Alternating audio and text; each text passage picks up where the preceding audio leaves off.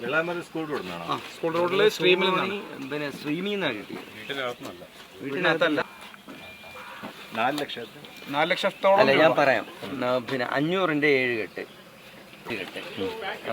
ഇതൊരു പ്ലാസ്റ്റിക് കവറി പൊതിഞ്ഞ നിലയിലായിരുന്നു.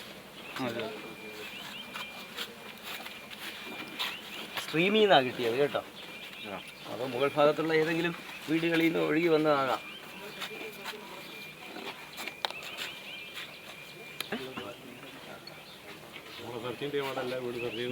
Fire force team സെർച്ചിൽ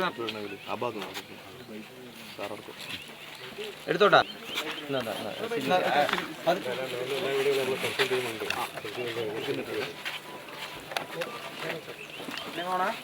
hello hello hello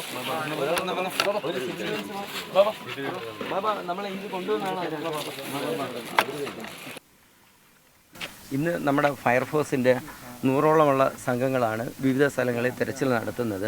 അപ്പോൾ നമ്മൾ കേന്ദ്രീകരിക്കുന്നത് ഈ നഷ്ടപ്പെട്ട സാധനങ്ങൾ പിന്നെ വീണ്ടെടുക്കുക, വീടുകൾ ക്ലീൻ ചെയ്യുക, ആ രീതിയിലുള്ള ഒരു റീഹാബിലിറ്റേഷന് പറ്റിയ വീടുകൾ അതിന് പറ്റുന്ന രീതിയിലാക്കി കൊടുക്കുക എന്നുള്ള ഉദ്ദേശത്തോടു കൂടിയാണ് ചെയ്യുന്നത്. അതോടൊപ്പം തന്നെ നമ്മൾ സ്ട്രീമിൻ്റെ സൈഡുകളും നോക്കുന്നുണ്ട്. അങ്ങനെ ഒരു ടീം വെള്ളാർമല സ്കൂളിൻ്റെ ബാക്കിലുള്ള സ്ട്രീമിൽ നോക്കിയപ്പോഴാണ് ഒരു പ്ലാസ്റ്റിക് കവറിൽ പൊതിഞ്ഞ നിലയിൽ ഈ ഇത്രയും രൂപ കിട്ടിയത്.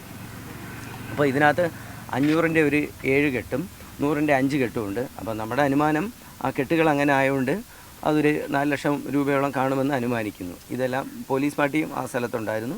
നമ്മൾ അവരുമായിട്ട് പോലീസ് കൺട്രോൾ റൂമിലോട്ട് ഇത് കൈമാറുന്നുണ്ട്. അപ്പോൾ ഇങ്ങനെയുള്ള കാര്യങ്ങളാണ് നമ്മളിനി സെർച്ച് ചെയ്യുന്നത്, ഇതേപോലെ വാല്യുബിൾസ്. അപ്പം അങ്ങനെയൊക്കെ കിട്ടുകയാണെങ്കിൽ നമ്മൾ ഇതേപോലെ അതിൻ്റെ അവകാശികളെ കണ്ടെത്തി കൊടുക്കുന്നതിന് വേണ്ടിയിട്ട് പിന്നെ പോലീസ് പാർട്ടിയെ ഏൽപ്പിക്കുകയാണ് ചെയ്യുന്നത്. സഞ്ചിയിലാണെങ്കിലും ചളിയായിട്ടുണ്ടല്ലേ നോക്കുന്നത്. പിന്നെ കാര്യം ഇത് വെള്ളത്തിന് പിന്നെ കിടക്കുകയായിരുന്നു.